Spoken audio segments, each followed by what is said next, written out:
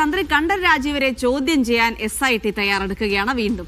തന്ത്രിയെ കസ്റ്റഡിയിൽ ആവശ്യപ്പെട്ടുകൊണ്ട് പ്രത്യേക അന്വേഷണ സംഘം ഇന്ന് കോടതിയിൽ കസ്റ്റഡി അപേക്ഷ നൽകും. ദ്വാരപാലക ശില്പത്തിലെ സ്വർണം തട്ടിയ കേസിലും തന്ത്രി അറസ്റ്റ് ചെയ്യാനുള്ള നടപടികളിലേക്ക് SIT കടന്നിട്ടുമുണ്ട്. തന്ത്രിയെ ചോദ്യം ചെയ്യുന്നതിലൂടെ അന്വേഷണ സംഘത്തിന് തട്ടിപ്പിനെ കുറിച്ച് കൂടുതൽ വിവരങ്ങൾ ലഭിക്കുമെന്നതാണ് പ്രതീക്ഷ.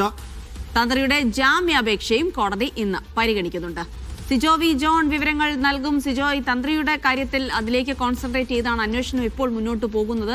തന്ത്രിയിൽ നിന്ന് കൂടുതൽ വിവരങ്ങൾ ആരായുക എന്നുള്ളത് തന്നെയാണ്. അതായത് തന്ത്രിക്ക് കൂടുതൽ വിവരങ്ങൾ അറിയാമെന്നുള്ളൊരു നിഗമനത്തിലേക്ക് SIT എത്തിച്ചേർന്നിട്ടുണ്ട് എന്നുള്ളത് തന്നെയാണ് ഏറ്റവും പ്രധാനം. പിന്നെ തന്ത്രിയുടെ ജാമ്യാപേക്ഷ അത് സ്വാഭാവികമായിട്ടും SIT എതിർക്കാനുള്ള സാധ്യത, കാരണം അത്ര പെട്ടെന്ന് ഈ അറസ്റ്റിലായ ആൾക്ക് ജാമ്യം കിട്ടാനുള്ള ഒരു സാധ്യതയും കാണുന്നില്ല. അപ്പോൾ തന്ത്രിയുമായി ബന്ധപ്പെട്ട് കൂടുതൽ ചോദ്യം ചെയ്യുമ്പോൾ എന്തൊക്കെ വിവരങ്ങൾ SIT പ്രതീക്ഷിക്കുന്നു?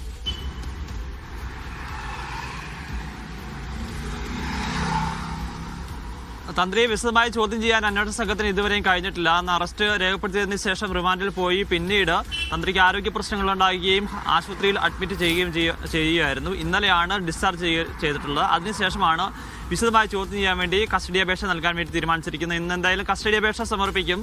ഇന്ന് കസ്റ്റഡി അപേക്ഷ സമർപ്പിച്ചാലും ഇന്ന് തന്നെ തന്ത്രിയെ കസ്റ്റഡിയിലോട്ട് കൊടുക്കില്ല. കാരണം പിന്നീട് ഇന്ന് കോടതി പ്രൊഡക്ഷൻ വാറണ്ട് ഇഷ്യൂ ചെയ്യും. അങ്ങനെയാണെന്നുണ്ടെങ്കിൽ സ്വാഭാവികമായും നാളെ തന്ത്രിയെ കോടതിയിൽ ഹാജരാക്കാൻ വേണ്ടിയിട്ടായിരിക്കും ആവശ്യപ്പെടുക. അതിനുശേഷമായിരിക്കും ഈ കസ്റ്റഡി അപേക്ഷയിൽ ഒരു തീരുമാനമെടുക്കുക. എത്ര ദിവസത്തേക്ക് കസ്റ്റഡിയിൽ വാങ്ങണം എന്നുള്ള കാര്യത്തിൽ ഇതുവരെയും ഒരു തീരുമാനമായിട്ടില്ല എന്നുള്ളതാണ് മനസ്സിലാകുന്നത്. എന്തായാലും ഒരു 3-4 ദിവസത്തേക്കെങ്കിലും കസ്റ്റഡിയിൽ വാങ്ങി വിശദമായ ചോദ്യം ചെയ്യലിലേക്ക് പോകും. തന്ത്രിക്ക് ഒപ്പം തന്നെ ഉണ്ണികൃഷ്ണൻ പോറ്റിയെയും മുരാരി ബാബുവിനെയും കസ്റ്റഡിയിൽ എടുക്കാനുള്ള ഒരു ആലോചനയും നടക്കുന്നുണ്ട്. 3 പേരെയും കൂടെ ഒരുമിച്ചിരുത്തി ചോദ്യം ചെയ്താൽ ഇതുമായി ബന്ധപ്പെട്ട കൂടുതൽ വിവരങ്ങളിലേക്ക് കടക്കാൻ സാധിക്കും എന്നുള്ളതാണ് അന്വേഷണ സംഘത്തിന്റെ ഒരു വിലയിരുത്തൽ.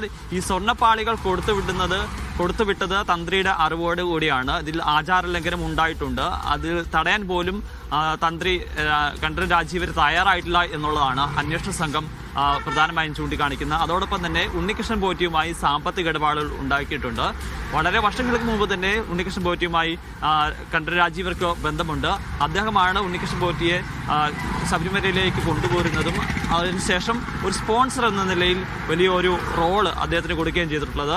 ഈ കണ്ഠരര് രാജീവരുടെ സ്വാധീനം ഉപയോഗിച്ചുകൊണ്ടാണ് അത്തരത്തിലൊരു നടപടികളിലേക്ക് കാര്യങ്ങളിലോട്ടൊക്കെ ഉണ്ണികൃഷ്ണൻ പോയത് എന്നുള്ളതാണ് അന്വേഷണ സംഘം വ്യക്തമാക്കുകയും ചെയ്തിരിക്കുന്നത്. അതായത് ഇന്ന് ജാമ്യാപേക്ഷയാണ് വരിക. സ്വാഭാവികമായും ജാമ്യം ഇന്ന് അനുവദിക്കാൻ അതിൽ തുടർവാദ നടപടികളിലേക്ക് പോകാൻ യാതൊരു സാധ്യതയുമില്ല. കാരണം നിലവിൽ കസ്റ്റഡി അപേക്ഷ നിലനിൽക്കുന്നതിനാൽ കസ്റ്റഡി അപേക്ഷയിൽ തീരുമാനമായതിനു ശേഷമായിരിക്കും സ്വാഭാവികമായും മറ്റ് നടപടികളിലേക്ക് ജാമ്യ നടപടികളിലേക്ക് കോടതി കടക്കുകയും ചെയ്യുക.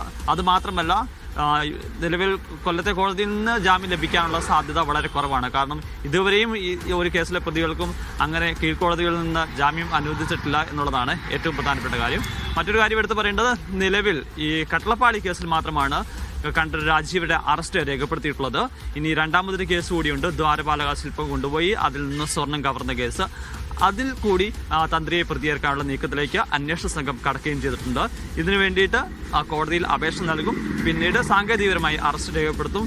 അത് കോടതിയെ അറിയിക്കുകയും ചെയ്യും. എന്തായാലും രണ്ടാമത്തെ കേസിൽ കൂടി തന്ത്രിയെ അറസ്റ്റ് ചെയ്യാനും അതോടൊപ്പം തന്നെ പ്രതിയേർക്കാനുള്ള നടപടികളിലേക്കാണ് ഇപ്പോൾ അന്വേഷണ സംഘം നീങ്ങുകയും ചെയ്യുന്നത്.